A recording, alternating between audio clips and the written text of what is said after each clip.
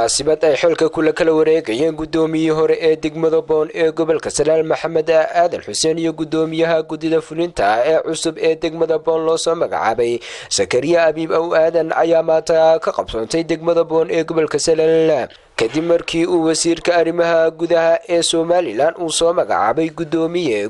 ku-xigeen iyo xogaye. munaasabadani ayaa waxaa ka soo qayb galay barsaab ku-xigeenka gobolka Sanaal, siyaasiyiin, madax dhaqameed, waxgarad, qurba joog, haween iyo bulshada qaybaheeda kala duwan ee ku dhaqan degmada Boon ee gobolka Sanaal. munaasabadan ayaa waxa ugu horeyn ka hadlay cuqaasha iyo waxgaradka degmada Boon, waxaana hadaladoodii ka mid ahaa dharaarbanin baa jooga waxaa qumanaan lahayd sida uu khaasada ay nooga timiday Boorame qaybta reer Axmed wareejintana in qaybta Bahabar Celi u timaado ayay fiicnaan lahayd. halka waxaan leenahay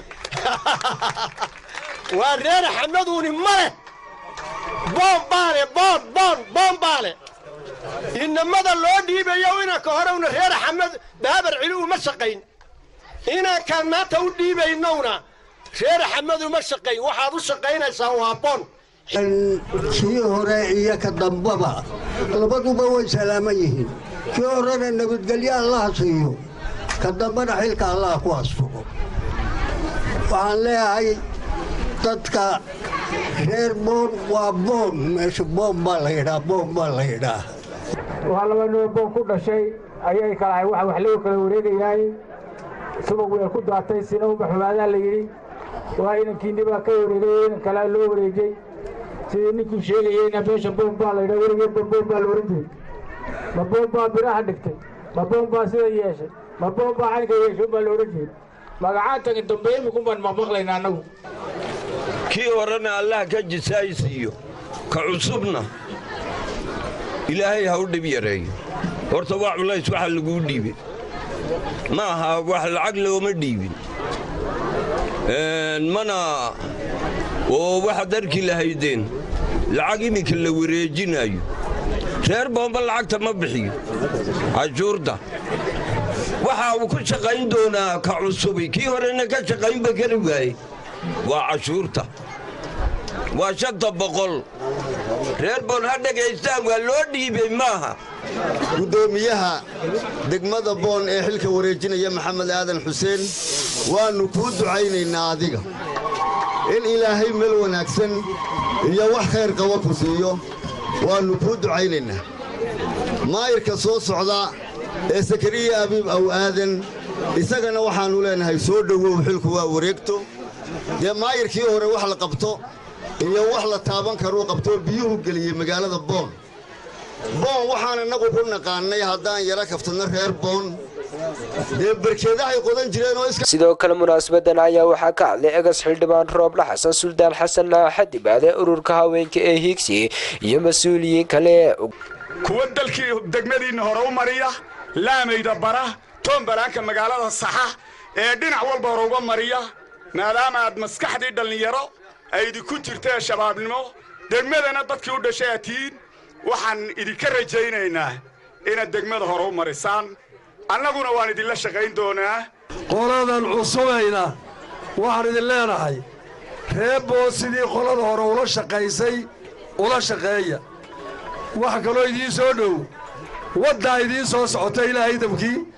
inay caasimadii noqoto Boon. waxaan u malayaa muddo dhow jagooyinkaba la kala heli maayo,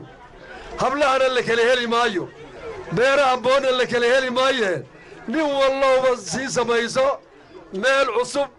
iyo inan cusub iyo haddana inan cusub sii samaysaan leh. waxaan leeyahay maayirkii hore waxaan leeyahay maayir waad mahadsan tahay hawlaha badan ee u soo qabatay markaa wadankaaga aad u qabatay dadkaaga aad u qabatay bulshadaada aad u qabatay. waxaan ku rajaynayaa insha Allah biidmillaahi kariim khayr badan ayaan ku rajaynaynaa. maayirka dambe waxa laga rabaa in sidii maayirkii hore uu shaqaynayay isaguna uu shaqeeyo. waxaan aad iyo aad maanta aan taaganahay xafladii xil wareejinta ee degmada Boon oo wareejinayaan gudoomiyihii hore Maxamed Aadan Xuseen ku-xigeenkii iyo xoghayntii ayaan maaragtay waan idin ducaynayaa. waxaan idinku ducaynayaa ilaahay ha idin garab galo. runtii xilku waa meerto waana sunnaha dawladnimo in la iskala bedelo.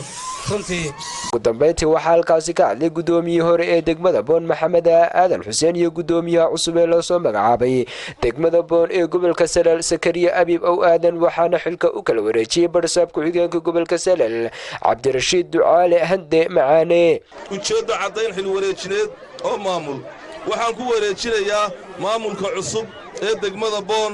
oo loo soo magacaabay wixii aanu mas-uuliyadda uga haynay dawladda iyo dadweynaha inanka xilka loo dhiibayo guddoomiyaha cusub waa inan aniga aanu jaarnahay aanu meel ku wada dhalannay aanu isku soo akornay marka xaqiiqada laga hadlo waa inan maanta iga maskax wanaagsan oo dee iga da'yar oo yaraantiisii garanayo waxa weeye xilkaan ku wareejinayo ilaahay ha u fududeeyo aniguna ma jecli inaan in badan sii hadlo laakiin waxaynu ku ballamaynaa wax wada qabsi iyo iskaashi iyo inaynu wada guurno dhanka horumarka anna laygama filayo